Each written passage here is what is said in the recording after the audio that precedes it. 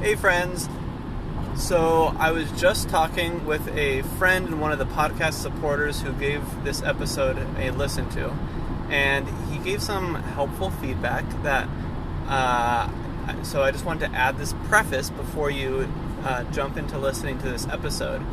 The approach that TJ and I, and especially myself as I think about pride or really anything like that affects culture at large or neighbors, is that I'm coming at this with a very missional approach of saying, how can I engage community? How can I be moving, in love, reaching out to the other person, even if it requires more work or taking on certain burdens. And so as I think about Pride Month or Pride culture, just like all of our kind of explorations of LGBTQ matters, I don't support anything that is is against ultimately like God's wills for us. I want to support God's call for goodness and purity and beauty and holiness in the ways that He is given for us, that is good for us, and that really honors Jesus and shows our first love for Him. And so nothing in my any kind of thinking and advocating for people to step into maybe some discomfort as and engaging more than they might normally. I'm not in it wanting people to just jump into full celebration mode that's uncritical, that's unaware of some of the implicit values that are being held in our culture. And yeah, I think so. I want to just share that briefly while I am stuck in traffic. And so I hope you can enjoy the rest of this episode. That's all. Bye. Hello, everybody. Welcome to a Porch episode. I have TJ here in person, and we're just hanging out on our porch, or my porch. Yeah, your porch. I live in a community house, so I reflexively say our because there's multiple of us. Yeah. Anyways, and so you'll hear car noises and bird chirpings, maybe kids out playing on the street. But tomorrow is the start of Pride Month, and I have the opportunity at my church just to write a little reflection on it for my community. And I was wanting to do just some brainstorming with TJ about Pride Month, what the kind of how Christians might respond to it, all that, and thought, hey, let's just record an episode. Yeah. And if it's absolutely terrible, we won't publish it. But maybe our hope is that there will be some just interesting thoughts that we can share with y'all. Definitely. That is our hope. I think something will come up. I'm hopeful that something will emerge from the conversation, So yeah. I maybe hi everyone, TJ. Maybe is it okay if I start kind of with my thoughts? Well, yeah, for sure. Just what's your experience? What's your background with it? Yeah, definitely. So I have to admit, I don't know if I will say that I've never, in all in my formative years, in all the contexts I've been in, I've never attended Pride, or it's never been something that's been important to the communities around me.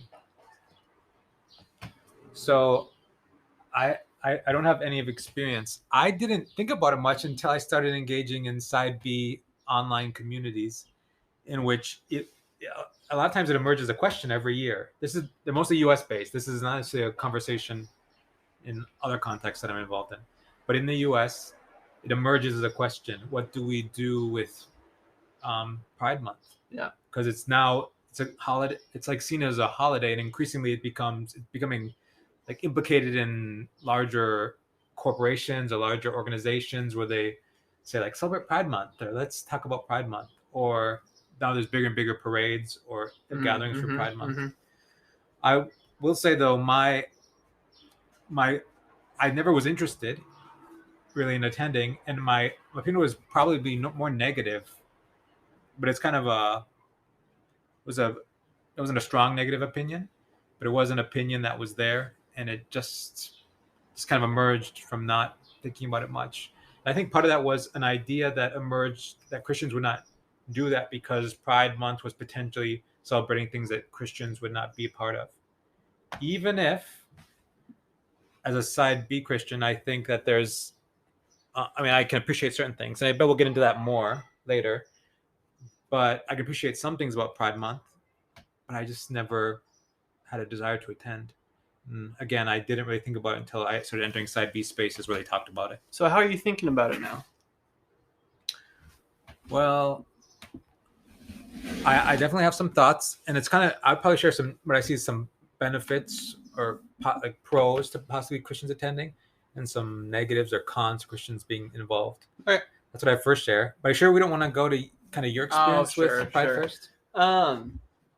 Yeah, I don't have like a ton of involvement. I think I've been reflecting upon, there's just vastly different experiences from those who maybe especially grew up in complete non-Christian environments and then got involved in the LGBT community, especially those who were involved in it during the 70s, during the AIDS crisis. That a lot of their world is that community, versus those who grow up in the kind of Christian church, especially churches that are conservative, and pardon the sirens,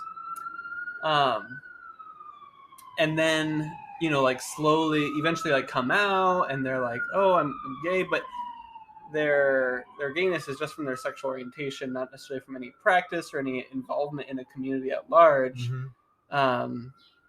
And so it's very different. But both might end up being side B at some point. Yeah. But just very different backgrounds. Totally. And so TJ and I kind of represent that latter experience. Yeah, definitely. Just growing up in the church, and then a little bit later of like, oh, I see reasons to associate with, or like my experiences, I can identify with this community even if I haven't really been entrenched in it historically. Yeah. And anyways, so I forget how many years ago now. It's always hard to tell with COVID, but I went to, in Minneapolis, Loring Park has this very large Pride festival that the entire park is just covered in booze. They have events, and I went to it during a Pride weekend or at a previous Pride year, maybe 5 years ago. Pride month, about 5 years ago, and that was kind of my first exposure in person. Not just like seeing things on news or on TV. I think my earliest conceptions of it were the like very raunchy pride marches that like Christians might think of like, oh, pride, it's just those gays dressing really scandalously and flaunting their bodies and sexuality in marches or something. And so I did a little loop around and saw just a wide variety of people who were involved in the event. You had some churches that were just wanting to say, we love you, like we're here to support you. There was one church that was trying to create a queer specific worship service that maybe we'll come back to that later. And then there was like a BDSM booth that was pretty shocking. I don't know what's the word I'm looking for. Just like, feel less child friendly. And then and then probably like corporate sponsors and all the stuff. And then I think my only other more direct exposure was my previous company 2 or 3 years ago had a type of like pride celebration event where it's like come down, get ice cream, I forget whatever foods, and they had a big old banner. The new HR person who was kind of leading all these kind of internal campaigns and movements and PR stuff, was a gay man, and so he was really helping front this and lead this. And then there was like a big photo in front of like a pride flag or banner. Okay. That's kind of like our company's name, Pride, you know. Mm-hmm. So those are kind of my experiences with it. Mm-hmm. I'm wondering at the Pride Parade, what were people doing exactly? Well, I didn't go to a parade. It was just the event. It was a park. Yeah. I mean, it's just kind of like, wandering around. It's like, and you know, if you were to things. go to the state fair, right? You walk Uh-huh. around, you look at different booths, you see things. At some point, you'll have like singers, you know, on a stage, or dancers, you know. Okay. It's just So similar. carnival-esque, you know, just no roller coaster rides. I get that. Okay. All right. So maybe I will say, Yeah, if you have open thoughts, or do we have just the question of like maybe a big question, you know, that people like, should a Christian participate in a pride event? mm-hmm. I think that's maybe a big question that comes to this, is like, oh, like, am I kind of had that question, I think, when I first went to that festival. Like, oh, is me going to the festival giving some type of blanket approval for everything that this could mean or is supporting? Or maybe we could say the dominant things Mm-hmm. that the event would be supporting. Well, I think we could talk about some of the. You just mentioned that is a big question. Should Christians participate in the Pride? And then you said the question is, does attending represent everything? And I said maybe just the dominant things, not everything. Okay. But I don't know. I kind of see some benefits and drawbacks. Maybe I could talk about the ones that I see, and then you could. Yeah. What are your pros and cons? My pros and cons list. Okay, benefits. I think queer people, at least in the U.S. and other elsewhere too, but have been typically like discriminated in multiple realms, right? And that includes structural discrimination, like not having legal access to certain, like being more easy, like I don't know what to say, being legally punished in certain ways, or not having any legal protections for being kicked out of a apartment complex or something if someone found out you were gay, things like that. So you're saying these are benefits that are... So since there has been discrimination, I think that the Pride Parade often is attempting to recognize the dignity of people who have been mistreated. That's at least one. Gotcha. Another benefit is community. It does bring community to these people, right? There are people who are involved, maybe like a communal sense. It also, I've heard, you may know better than I, but sometimes there's resources presented at the Pride Parade, like people, like suicide hotlines or connections to social and medical services that people may want to access, right? Like just connections, a way of networking. Those are some benefits that I see. Some of the cons. My main con is there is the question of family friendliness. Like you mentioned that in your particular one, you thought there was some non-friendly family content. And I've heard from others that sometimes there's an explicit plan for the Pride Parade, the committee who makes it, saying we're going to be family friendly. So nothing, so remove some things from being present there, right?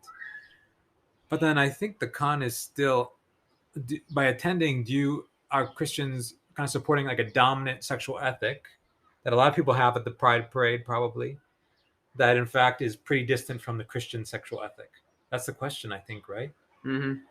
Even if you can recognize the goods, they're kind of disordered goods. Yeah. Even though I know some people don't like that word, but that's my first way of thinking about it.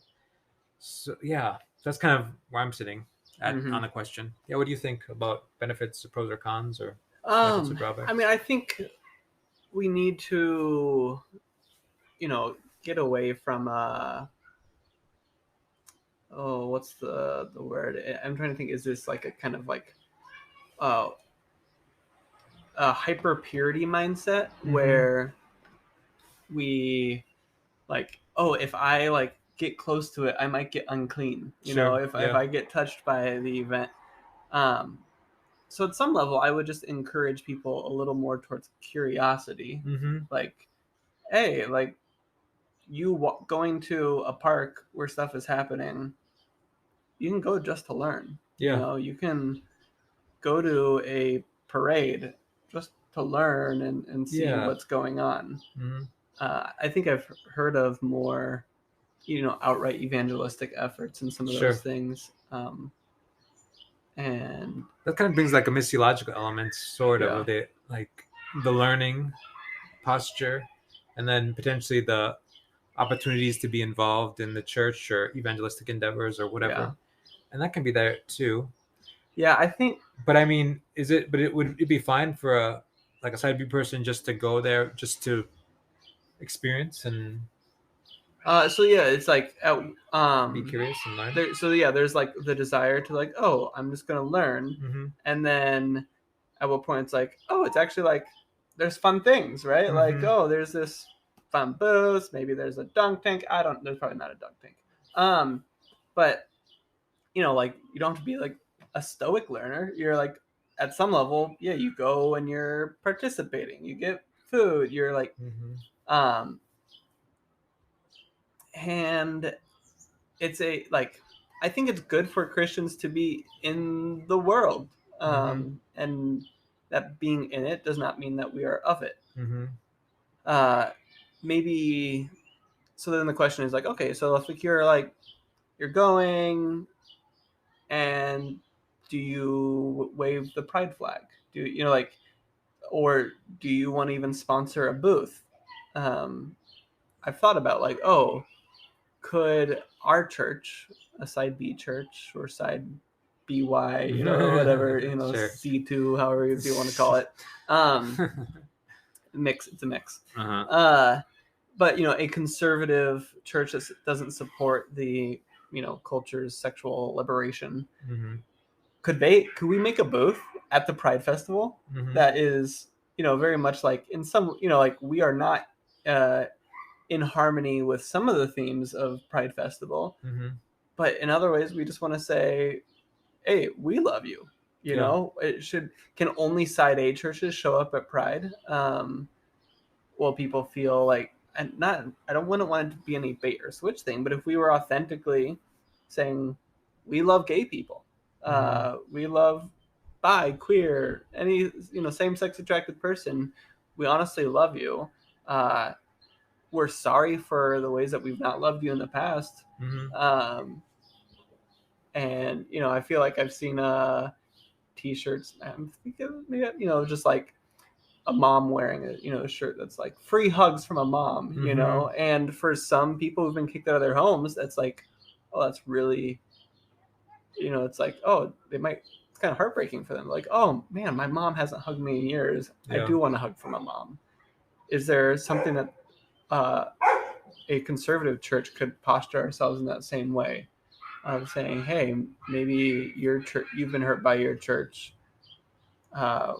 We want to be a refuge for you if you're interested. So I don't know. Do you think maybe it'd be, I don't know. Is there anything, I'd say, okay, is there maybe the Pride hosters might be a little uncomfortable with us. Maybe we don't check their boxes.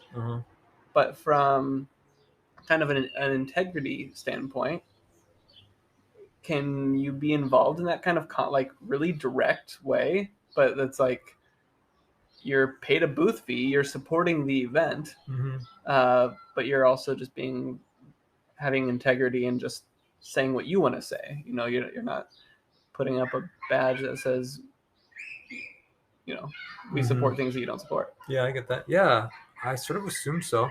Because I think in part, a lot of Christians do that in society anyways, in multiple sectors. What's another example you can think of? Well, from my positionality, I think if you participate in society, and if you're in the US, you participate in the US's militarism in the world, right?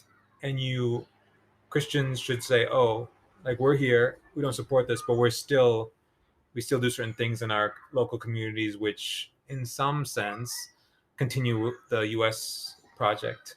Or we could talk about, if you had skepticism towards capitalism, you're still participating in capitalist social systems. Like, yeah, you're still, yes, there's multiple. Yeah, so and it's kind of even directly, you might serve in a branch of the military. Oh, a bird just ran into one of our porch windows. Oh my goodness. Poor bird. It flew away very heartily. So it's safe. I don't think it hit too hard.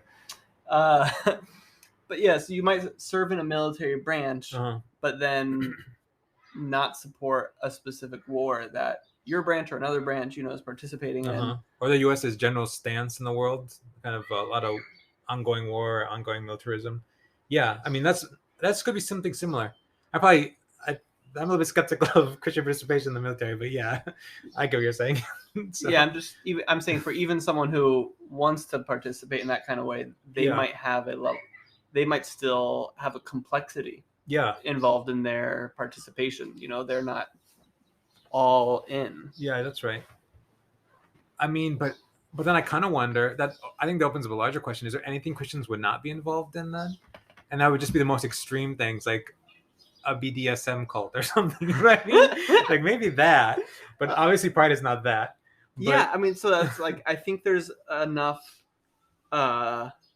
broadness in like what a pride festival is celebrating, like for and it gets at like, even for a lot of Christians, right, they often think, oh, either you affirm it or you need to maybe convert away from it.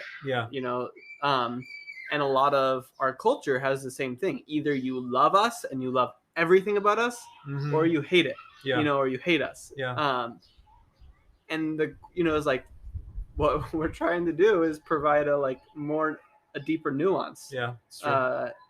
And so I think like we're running into that same thing when it comes into like pride sees itself in this kind of binary way as well. Love or hate, and so by entering, you have to create a complexity in the space that isn't readily there. And I think that's just like our entire culture, of like, oh, I mean, you could go into the whole like pro-choice and versus pro-life, and to convince people that like you don't hate young poor mothers by being pro-life, that you can actually do both of those things. And like you have to introduce a complex posture that our world isn't expecting, because they're used to a certain binary, as you said. So no. I think we like, it's difficult, like we're often coming from a binary perspective. They're like other people who are on the other side of the binary in a sense, like are expecting that as well. And we have to be really thoughtful, I think, in how we do it. But I think with integrity, we can, I think it's an important way that we need to subvert the binaries. I get that. So what would you think of a Christian though, who chooses not to attend Pride? Because you just gave a pretty positive vision of what attending Pride could mean or could do. What if you have someone who would not attend Pride just because they see it as mostly kind of like supporting dominant ethics of that they don't agree with? This is aside from people who might struggle with like some sort of lust, and they would go to Pride to do, like, you know what I mean? There could be ways of engaging Pride which would be bad. But what would you say for those people who don't want to attend? Oh, so I mean, you just mentioned kind of like two reasons, right? Like one reason that someone doesn't want to attend is they're like, oh, this is actually drawing out like sexual temptation or sin I don't want in me. Like the parts of this culture that like they draw out evil in me. So that's totally like, that applies to so many things, right? Like, oh, I mean, most movies, right? Like there's whether it's violence, whether it's sexual promiscuity, even if just because it's rated, heck, even PG sometimes, like that doesn't mean it might not. None of these movies are like perfectly pure, and or even just the like, I don't know. We can just be triggered and pulled and tempted by so many different things. So that on that individual, basis, or in even committing like, hey, I kind of know you, maybe this wouldn't be the best for you. Like, so it requires a certain wisdom. Totally legitimate. Yeah. And then for someone else who's like, oh, I don't think I'm gonna be like, tempted by it or something. If, but I just, yeah, I'm still kind of irked by pride culture, and I don't really want to uh, be around it or participate in it. I totally get that too. I feel like I can only, at times, it feels like I can take it in certain doses because like I have to be prepared to enter and bring that complexity and to swallow some of the things that I disagree with, and to have that like forbearance, as Jesus goes and like dines with what is it, drunkards and sinners, tax collectors and stuff. He's not expecting perfection from everyone who's around him. Sure. And so he has to, he's carrying with him, a grace and a persevering love for these neighbors that he's engaging. And if we're not ready to, to come into the space with that,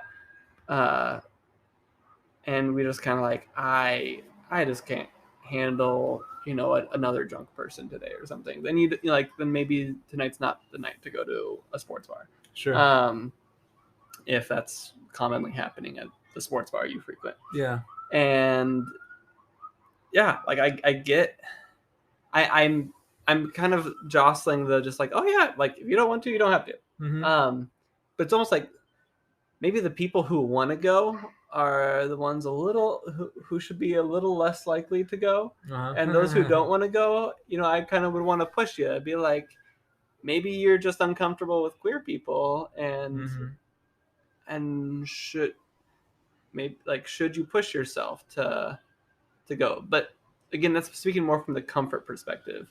Maybe you were asking about the just, no, I don't want to support that with my presence. I want to keep a distance. And I think of sort of an idea of like, do not be yoked with unbelievers. That's sort of a general principle. This is not quite that, but I think you can understand the general sensibility that's in the principle. I'm trying to think of maybe a political rally, right? That, I would probably just not want to go really to either a Republican or a Democrat, like political rally, where one of the big presidential candidates is speaking and, riling up all supporters and getting excited. I was like, that's not really my cup of tea. I could use those same arguments of I could go there to be present, to learn, to have a missional witness towards people who are worshiping the state rather than worshiping God. Not saying that everybody there is worshiping the state, but sure, there probably will be a lot of people who are doing that. I assume so. Similar in Pride, not everybody's worshiping their sexuality who are at a Pride event, but probably more likely, like the people who are going to be more likely to show up at that event. And and I feel just like it feels like a big waste of time. But if there was a local park event where there was some political stuff going on in my neighborhood, in my city, I guess, and it wasn't just sitting in an auditorium listening to a speaker, saying chants, then I could be more like, so I guess like different types of events that allow for different types of engagement. I'm verbally processing here, of just like, oh, what would I want to participate in, and where do you are you able to express kind of your autonomy? Like, oh, I don't want to visit that booth. I don't really care to visit the BDSM booth. Sure. But you can just kind of walk around and say hi. Who do you want to? And because you still seem to imply that the ideal is to have the sort of curiosity and willingness to engage with people who may be distant from the church. Yeah, if it's I don't expect someone from 3 hours out of the cities to need to come visit the Loring Park, event. But if you're in Minneapolis, you don't have to go every year. But I think it's a good thing to go and be involved in your local culture as you have capacity to. Yeah. Another question: what if you were in a context, I'm thinking from African context, particularly, in which this was seen as like there wasn't the Very taboo. this is quite taboo. This was seen as mostly like if you got your picture, a picture showed up online and you were shown at the Pride event. Yeah, there's ramifications Yeah. that could be dangerous actually. And I know in my context, I know of pride parades which were done in secret, away from there's pictures taken, but they were secret, away from kind of the normal media stream, in order to kind of protect the identity, because it's seen so taboo and it's seen as actually promoting essentially deviant sexuality, deviant sex. Not, even though I assume the people in the pride parade would be saying also we are supporting the dignity of all people. Yeah. I mean, that's just another. Again, it's different in the U.S. because it's more obvious. People just have a different perspective on it, which may be good. But it becomes harder, I think. Oh, so much. Yeah. It's really, I mean, and that kind of like split purpose of supporting the dignity of people versus supporting a, deviant sexuality. Yeah. Not the just, created norm of sexuality that God desires. Well, at least in the context I'm talking about, I think the dominant perspective is that it's more supporting the deviant sexuality than the outsider perspective. Supporting the deviant sexuality that they don't want. Yeah. Rather than. And now, especially, I'm as Pride. I'm trying to think how much it did when I visited that, but it definitely includes LGBT, transgenderism, gender queerness. Yeah. And so it's not merely, sexual behavior, but it's also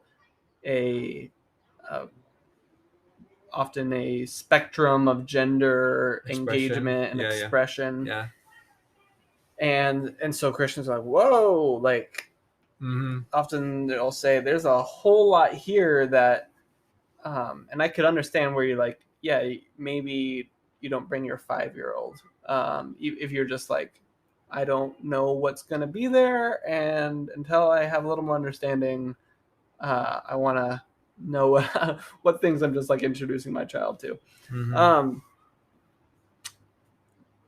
But like, no matter how,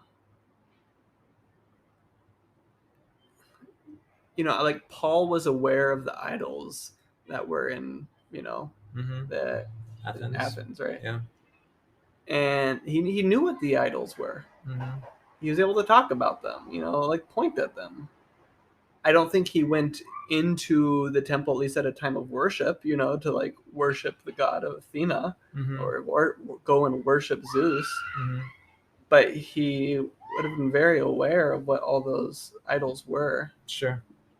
So, like, as much as I'm like, oh man, it is. And you thought it was fine for him to meet in like a public square and just converse about these idols, these gods, you worship them, and just be present. Yeah, so. and just to, I just came back from Thailand, and you go to the culture in southern Thailand, it's mostly Muslim. In northern Thailand, it's mostly Buddhist. And so as you walk around, I can think mostly of like kind of Buddhist, kind of ancestral worship shrines that are just on most people's business property. It's in front of their stores is a little shrine or something. And we have this, it feels like a myth of secularism in the U.S. Where we think that there can be these like religiously neutral spaces, that are like somehow valueless. And when you're in Thailand, or I also had a plane flight in Qatar, which is very, very Muslim. And you're just like, oh, even this like airport that is completely like designed for Muslims, they have like prayer rooms for Muslims, and that they are still respectful for other people and other faiths and other expressions. Like you're not going to get shunned for not being a Muslim, even though the space is very Muslim. Yeah. And so I just think about like rather than expecting to go to a restaurant and it to be neutral, like, oh, this restaurant, its owner at least, worships their ancestors, or is Muslim or Buddhist. Does that mean eating their food is, well, yeah, it's supporting them and their livelihood, which includes the entire value system that they're embedded in. Anyway, it just removes this myth of like neutral engagement. Oh yeah. But I'm just like, oh, you're connected, you're involved, and that doesn't somehow taint you. Yeah, I totally agree with you. It's a myth of secularism that exists. Can I find you another perspective? Again, from this African context. Yeah, thank you. In a lot of restaurants are named explicitly Christian or Muslim names, like Praise Jesus Forever restaurant, or maybe like I forgot the Muslim thing, but somehow a Muslim phrase which would support it. And inside you may have pictures of the prophet, or you may have pictures of the Pope, or you may have pictures of the Archbishop. You know what I mean? Like, and you may have a cross or crucifix, or you may have a little section for like praying for Muslims to pray, to kneel, have a Quran up. Now I can go to either restaurant and I am supporting them, and basically in this context secularism is not, it exists, but it's not the way in the US. They have a very different history, and it's much less enforced in terms of what happened in the US and how US now enforces more secular things. But I usually go to the Christian. I'd probably prefer to go to the Christian restaurant, all other things being equal, just because essentially it's a common belonging. You might say we're of the same tribe, you might say, because we belong together. Now, if I went to a Muslim one, it's not bad, but maybe it's a little bit more complex and I just go to a Christian one. So I'm just wondering, when we say secularism is a myth, but is it better if I go to the Muslim or the Christian one, or does it not matter? But if you were walking through, let's say, a certain town and the only open restaurant was Muslim, I mean, I'd go to it. And you wouldn't have a qualm, right? No. So there's a difference between like, it's Sunday morning and I can go worship with my church family, or I can go to the Pride Festival. Yes. I'd be like, well, where's your priorities? Yeah, that one seems obvious, yeah. If your church family wants to first come together for worship, pray for your cities, and then, go in whatever fashion, whether learning or some type of more missional engagement, to the Pride Festival. Mm-hmm. Oh, cool. Like, look at your church body being the church on mission. Sure. But there, so like, it is right that your first love is like I probably to support God's a Christian. people. Yeah. So, I don't think that's not wrong of you. If you are keeping yourself in a Christian bubble, you might just, then you need to start questioning: am I actually, like, have I functionally created walls between me and my non-Christian neighbors in such a way that we are hiding the light under a bushel? Yeah, I understand that. So that's guilty of a different sin, but it's not the sin of like complicity in evil. I guess part of this question does sort of emerge in the question, part of our topic does emerge in the question, to what extent of complicity do we accept? And it's kind of a mirror image of purity. To what extent of purity do you require? How much complicity in evil do we accept? Especially if we consider that the pride, there's goods, but some of them are disordered. They're not pointing towards the truest good. Yeah. Like, I mean, I think of like,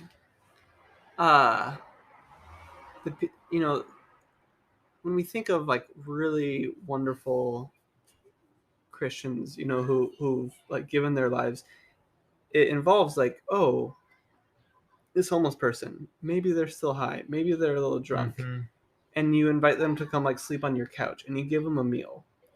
Are you interpreting your offer of Christian hospitality, love of the stranger, as an act of supporting all the values they have, all the beliefs they have, any, substance abuse problems?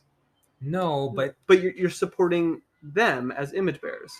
Yes, but wouldn't someone just come back and say that's supporting a person, which is fine, but we're talking about a cultural movement? Wasn't that the response people would say? Are you supporting a cultural movement which is antagonistic towards the faith, the Christian faith, and the church by supporting pride? So slightly broaden that out. Christians who did frat row ministry by offering What did you say? Sorry. frat row Oh, on okay. a Yeah, fraternity. I know what you mean now. At universities, they did a waffle bar on a night on like I forget what's some school event where like all the frats are just like drinking too much and getting drunk, and they're like, we're gonna make waffles to give them some like bread to slow down their inebriation, Sure. and try to just love them in the way that we can. That's like harm reduction, essentially. It is, and maybe they're trying to build relationships as well. Okay, so they're like yeah, sure. harm reduction, making them happy by giving them food, providing a point of contact that's also loving. Yeah. Still, so it's personal. It's they're reaching out to specific persons. Yeah. But it's also the persons who show up, and they're also participating. Like they're being in the frat row space. That is a certain cultural movement of partying and inebriation. Sure. So I think you can the lines are blurred. Are you reaching out to persons, or are you supporting people being part of this inebriation culture, or both somehow, both? Yeah. And I think that's the question. If someone is going to a pride rally just to wave the pride flag and are just celebrating it almost like unambiguous, or what's the word I'm looking for? But yeah, like unambiguously just supporting pride for all it's worth, I would be like. So I'm wondering, for me, do you think it's bad if from my past practice in the future, I don't intend probably ever to have rainbow coloring, rainbow symbols to represent my connection to the LGBT community? I don't think that's bad. I feel pretty fine with that as a Christian. No, I've never initiated any similar, and I similarly don't plan to or foresee it. So this is me kind of being like charitable or generous to like go there. Like I don't want. I don't have the sensibility that it feels like it makes sense to me. In my neighborhood, I'm trying to think. Very few people know that I'm not straight because it's not. Because you're straight passing a part of it. I'm straight passing, and it's just not a big part of your conversation. What it means for me to be a neighbor to them. Yeah. And so it doesn't feel like something I need to front. And if it were, it's this question of, we cringe. And when I mention a cringeworthy phrasing, here of like, where's your core identity? Well, I'm trying to make it less cringe by adding the qualifier core. These people just say, what's your identity? We have a lot of identities. But what is your core identity? What do you want people to know you by? And is it your love of God and your love of neighbor? Is it, your profession? Is it your whatever, XYZ? Or in this case, is it your participation in the LGBT community? Is it being queer? Is it being same-sex attracted? Is that something that you just really want to front in your life? And I do think it would be odd for Christians as they mature in their faith to be, as I've heard someone say, like wear it on their sleeve, their sexual orientation. Of just like everyone you interact with would know that you're gay, or etc. I do have to say though, some people they're not very straight passing, so it just is like that. Yeah. I mean, like they might, but not. It could be just obvious in the certain cultural markers we have, and that the way that they may align with it. There are some people who every day someone might think they're gay and they're actually straight. Yeah, it happens. I get nervous on this line of thought that you're talking about now, just because it seems like the sort of erasure that side Y does. So I just get nervous a little bit. It's an appropriate nervousness because of stuff that happens. But what I'm getting at is that it's a heart issue. And that it is just like we have the potential. Calvin, says our hearts are idol factories. So I don't want to miss the fact that even whatever, like we can make idols out of participating in whatever community, whether that's a chess community or the LGBTQ community. So a real hesitation or a a wondering, but to assume that someone by waving a flag or wearing those colors has that idol, I think that's imprudent and not charitable. Okay. It maybe for you, as you're saying, like, oh, I don't really envision that in order for your life, maybe that would be the only thing that would shift you over to start wearing pride colors on a regular basis. Would be, and like, oh, TJ, what changed? Like you didn't envision this being part of your wardrobe, and now it has all of a sudden. Maybe if that happened, it would be because you've really started to make this the center of your worship and love. Maybe. But it's not a foregone conclusion. No, because maybe I just felt like at some point in my life I needed to really. I saw a lot of like dehumanizing of queer people in some context, right? So I just like I need to symbolize that we're here somehow, we're present somehow. Yeah. And I might wear something that could indicate that. Yeah. And that's, I've not been around very much LGBTQ persecution personally. Yeah. So that also informs like I think my posture in it. Yeah, definitely.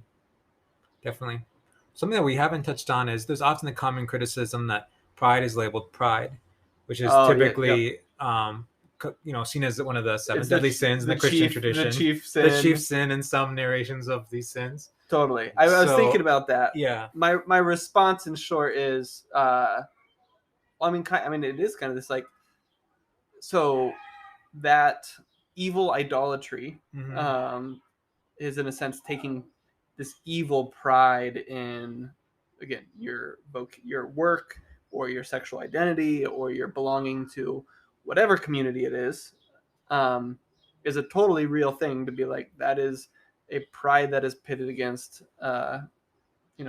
worshiping God first and foremost. But just in all of our English language, we do not condemn or look down, but we would say it is good when a dad says, "Son, I'm proud of you," and which is just a different way of saying that father has a familial pride, has a pride in his children, and that he is proud to stick up for them, proud to love them, proud to have them belong to him. Yeah. And, call them his children. They're not other. I'm so proud you're my child. That's family pride. And there's, I think that's an appropriate way of being part of, like God's created order, or, God's made us to honor and to love the things that we're connected to, the people we're connected to, the communities we're a part of. And so like, or national pride, people use that phrase as well. Yeah. And we can totally like critique this excessive nationalism that worships U.S. above the good of our neighboring countries. For example, and cares more about being American than being a Christian. Valid critique. But that doesn't mean that there's no room for neighborhood pride, city pride, state pride, nation pride. And so I totally get that. Like, pride, I'm supposed to run from that. Yes, run from the sin of pride and embrace healthy love, which we sometimes use the word complexity. Pride. We sometimes describe that with pride. Language of pride. Is a certain just joy and honor of being connected with it. And it's about the ordering of national pride needs to be subservient to I don't know, your Christian pride. I don't know. It seems like a strange phrasing, but yeah, it's that kind of idea. And we can also just go the route: is there anything to be proud about in being part of the LGBTQ community? Right? Good question. Because we were like, well, there's some goods to being American, some woes, but also some goods. We have many things to be thankful for, and and I would want other countries to feel proud of who they are, you know. So, would you say are maybe you know that obviously humans have dignity, so if they've experienced persecution, you're saying how the Pride Month can help just bring light to like, hey, these people have been attacked and discriminated against, and we just need to bring that to light. Mm-hmm. And not only that, but they're saying, and we have pride. We are proud of who we are. Mm-hmm. How do you respond to that sentiment? My first thing is to say I think we'll talk about this on a future podcast more in depth, but it's just the kind of the gifts of being queer is one thing that I would think about. What gifts are there being queer as queer people, and what gifts do queer people bring into the world that a lot of people who are straight, who often get married, have children, etc., may not be able to do. So that's more of a structural positionalness, like structural positional goods that emerge from that. But yeah, there's a lot to say. So I think there's a lot to say, first of all. But yeah, I think that question is worth asking, and there's things to say, but I also think it's complicated in the Christian context to talk about. Yeah. That's what I will say. Yeah, and so because I mean, sorry to interrupt you, but I just think like queer people will say we're proud because our love, I don't know, like our love can be equal amount of love to straight people who maybe marry or have families. And it's like, okay, I don't know. I think that's true. And usually the pictures that they're bringing, not like little pictures, but like they're like, is the way that I care for my, you know, like gay partner less caring than, you know, a husband caring for his wife? Mm-hmm. And they're pointing to things that side B people are like have no qualms with usually. Yeah. Right? Yeah, it's also like good. You are a human who is caring for another human. Like, that's wonderful. Great. Yeah. You know, built a shed together and worked on yard projects and helped each other when you were sick. Yeah. Pardon the airplane. Not too far from the Minneapolis airport. Minneapolis, St. Paul. And so, you know, like, so when they actually, like, they're not actually wanting to get down to the details of, like, our way of having sex is just as good as your way of having sex. Because they're, I mean, trying to keep it family friendly. Yeah. And well, maybe then is the question just, has the Christian church in the recent life diminished what same-sex love, if it has goods? Like, I don't know about not talking about same-sex sex. We're just talking about same-sex love in general.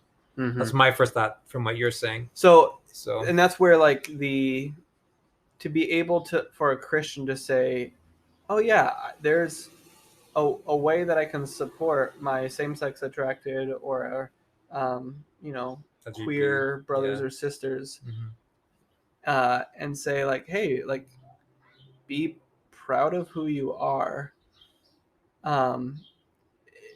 is having to understand that that's complex. It's not just saying be proud that you have a sexual temptation in a certain way that I do not experience a sexual temptation, but it's, hey, in the and I would say even if you like even if you're like would say, okay, I'm same-sex attracted, and I'm just dealing with the sinful aspect of that same-sex sexual attraction, that someone could say God loves you and your journey and is going to work redemption in your life in beautiful, unique ways that are like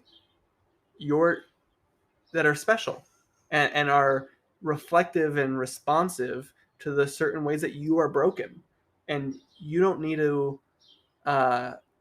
be like just stuck in shame, but in fact you can be proud of the journey that you're on and give glory to God for his redemption through your brokenness, through your same-sex sexual sinful attraction. Sure. So that's where, like, even if you take it very reductionistic, I think there's still ways that you can say we recognize that journey, we do not shame that your story Mhm. as somehow a worse story than straight people's struggles, Uh-huh. and in that way, uh, have some pride in the life that God has given you, Mhm. and and obviously that's very different than someone who's just unambiguously uh, proud of every, what we call it, like sexual expression that there is to find on the earth, and wants to Mhm. celebrate every color of those sexual expressions, when in fact you're saying, no, I'm proud of God's love of me and his work in me in the midst of my sexual brokenness. Completely different narrative, even if you're both able to say, I'm proud of the life I have. Mhm. um, so that's where I think we can enter in with nuance into this culture, and instead of just denying it, but subverting their pride message with our own kind of like pride message. Mhm. Um,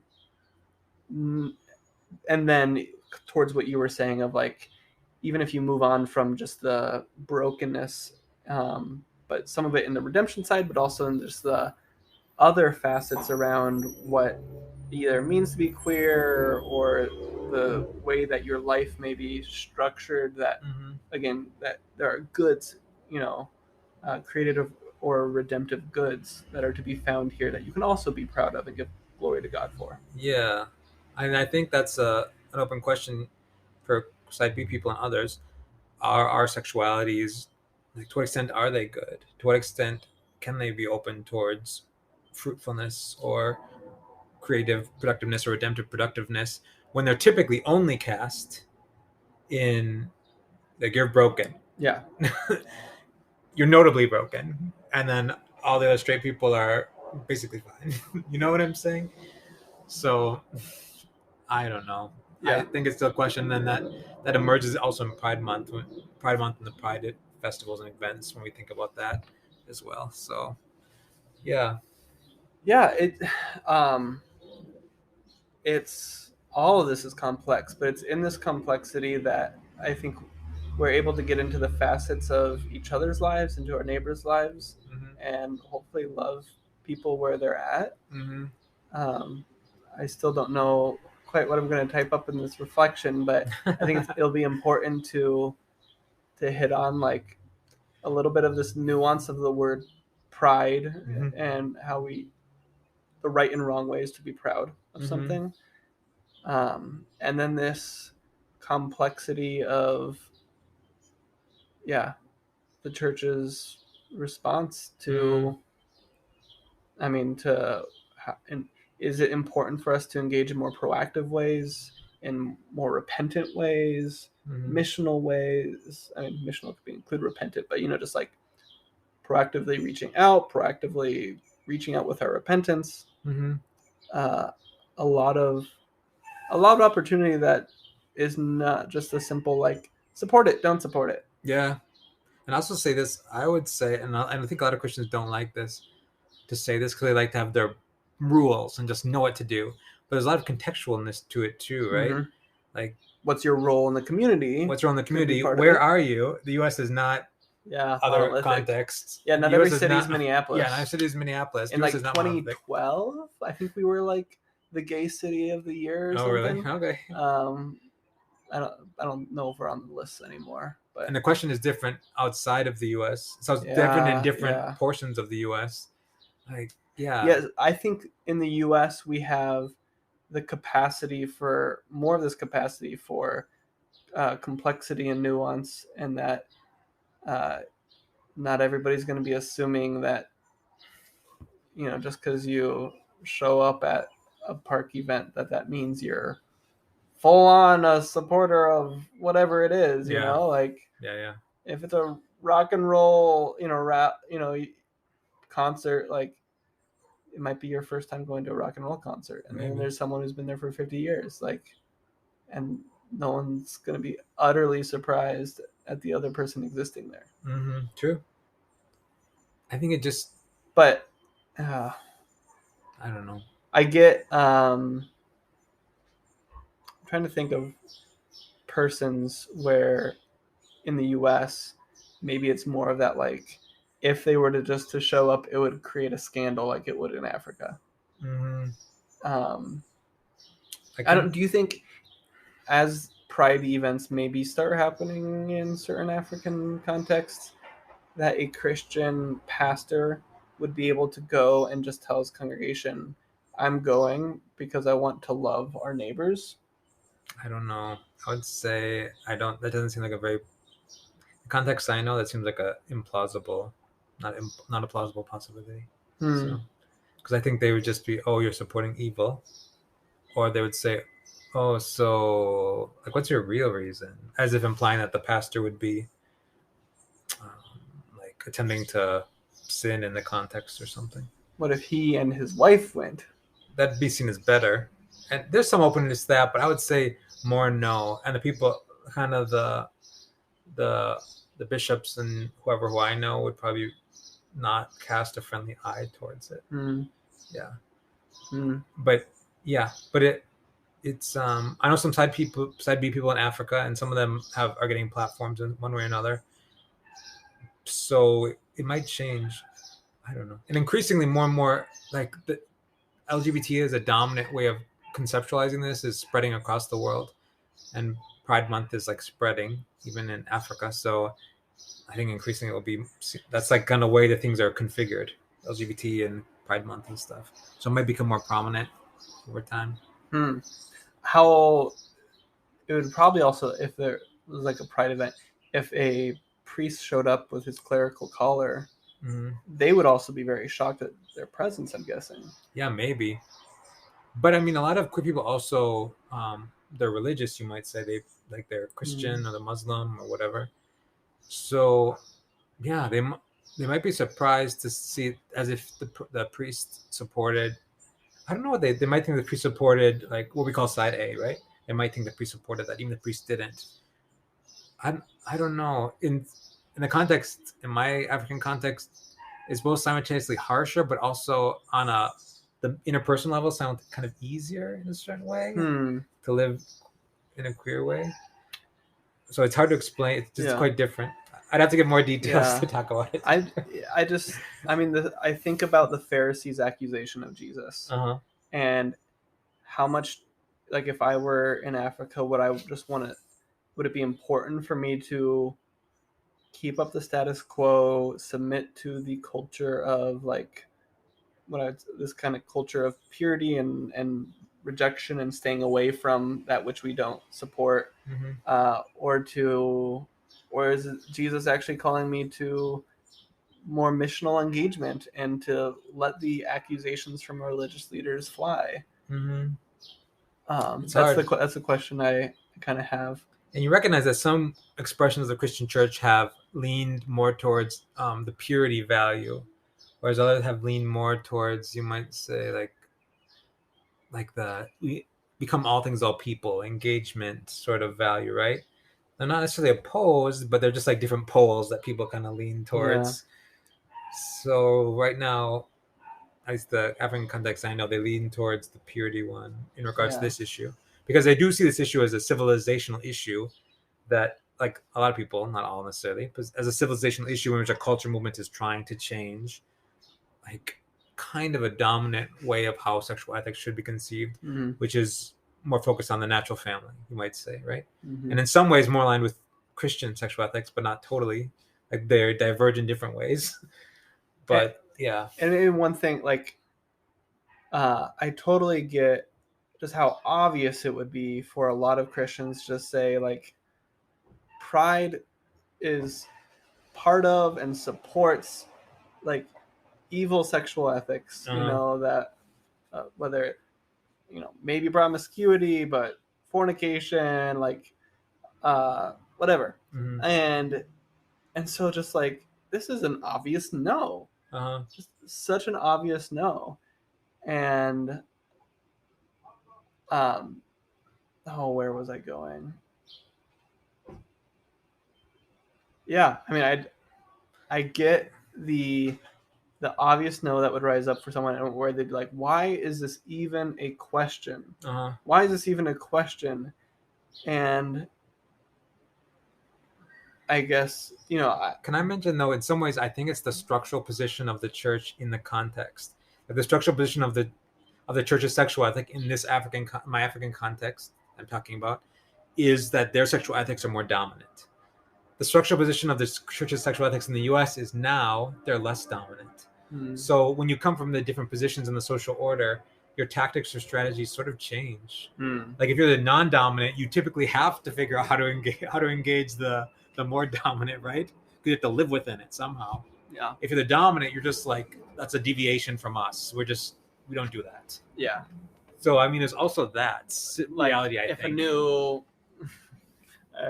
yeah, okay, like if some new cult comes in town, you know, Yeah, it's just like, no. it's like, why are you going to this thing that's Yeah. like passing through town? Like, Yeah, and of course, some dominant communities try to reach out to minorities, anyways. But I'm just saying, I think that's Yeah. one dynamic in the mix. So I I hear mean, that. I think Christians need to engage more. First, because it's good, but also because our sexual ethic, I think, is increasingly less dominant in the U.S. Perhaps it was a little bit more dominant in the past, right? And I'm not saying I think a lot of Christian ethics in the past weren't dominant. Yeah. But maybe this and one I don't was. think that going, not going will somehow make the Christian sexual ethic more. No, I don't think so. More dominant. I don't think so. Let's see if I can put my thoughts to words of, while maybe both in dominant and even now when it's less dominant, we're like seeing, okay, we got to learn how to live within this.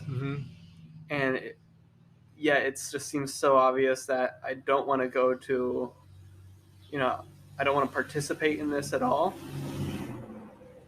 I guess I just want to, I don't know, do I want to challenge the easy analysis that only sees the evil? Because it's That's really good. easy to just find the thing that you disagree with and then reject it. Yeah, true. And I think that's what leads to a lot of the polarization in our country, because you will always find something that you disagree with and can be 100% accurate in that analysis. And I just don't think that's often going to be the full story. Yeah, that's right. It's always important to talk about the full story, give a full account of whatever you're talking about. Yeah, as full as you can. Yeah, that even these people embedded in whatever amount of evil are bearing the image of God. And there's also goods. It may just be disordered good. Evil's just like disordered goods, right? Evil's not its own thing that exists independently. Yeah. So yeah, like they're disordered goods, you would say. Yeah.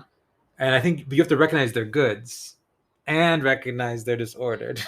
Yeah. Like somehow not. And I think that's the importance of the Imago Dei, that we bear the image of God, and so we have all these goods that usher forth from us, from our communities, from our society, from each person. And those are getting corrupted and broken and twisted. And so how do you relentlessly pursue the Imago Dei, so that person would feel the love and desire to pursue the Imago Christi? Is how I heard Deborah Hirsch kind of talking about it, and I resonated with that. Wow. Yeah. So I think that's an okay place for us to end. Yeah. I don't know, kind of as one final thing. So what do you think you're going to talk about in your letter? Say in your pastoral letter. Say a little bit more. Just give us a little bit more.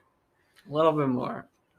Aside from what I just mentioned, I think the primary thing will be to understand a little bit of the past, why Pride Month, started up, to give people context. Remember, this is not just a out of nowhere celebration of sexual freedom. It's actually freedom from real persecution that the church was complicit with.